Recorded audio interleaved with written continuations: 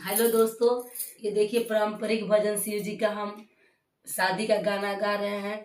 जब हम लोग शादी विवाह के लिए जाते हैं तो चाहे जितनी भी तैयारी किए रहे कुछ ना कुछ छूट ही जाता है। इसी तरह भोलेनाथ शादी करने के लिए जाते हैं तो उनका सिनोरा, जिससे गौरा जी को ब्याह करके लाने वाले होते हैं, सिनोरा घर ही में छूट जाता है।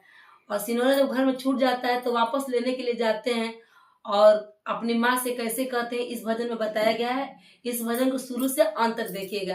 यदि आपको पसंद आता है तो मेरे चैनल को लाइक कीजिए, कमेंट कीजिए, सब्सक्राइब कीजिए और अपने दोस्तों में भी शेयर को कीजिए। शिवजी जे चाले गौरा बिया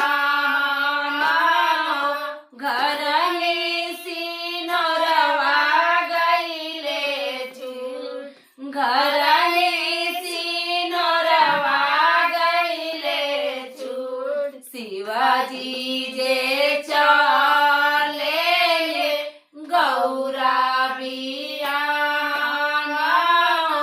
घर ही सिनोरवा गईले छूट, घर ही सिनोरवा गईले छूट।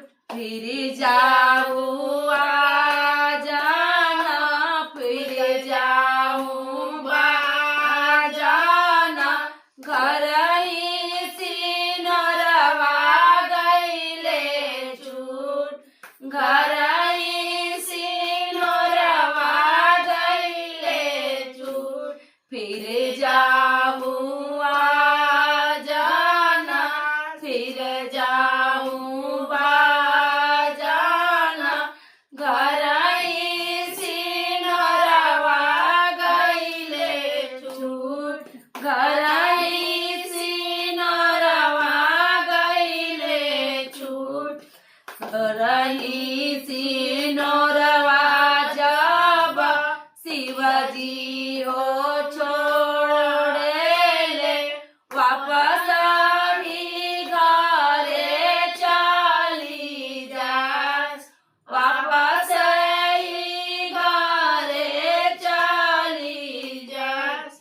खोला खोलाया माँ बजरा के वाड़िया हो, घर ही सिनोरवा गईले छूट। छोला खोलाया माँ बजरा के वाड़िया हो, घर ही सिनोरवा गईले छूट, घर ही सिनोरवा गईले।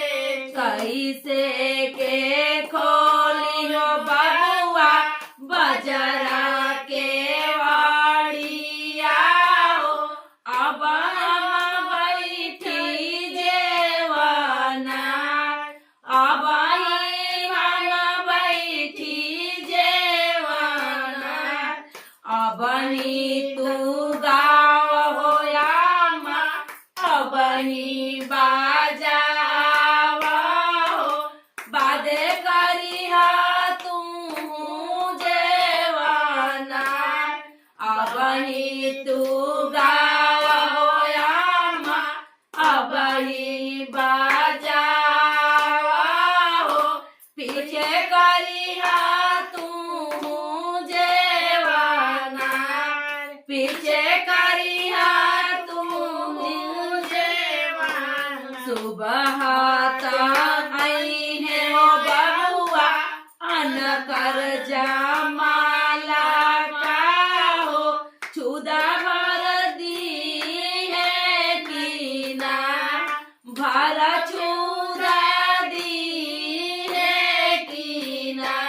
सुबह जे आई है हो अनकर जमाला का हो, छुदा भर दी है कीना, छुदा भर दी है कीना। फिर जाऊँ आ जाना, फिर जाऊँ आ जाना, अब ना कर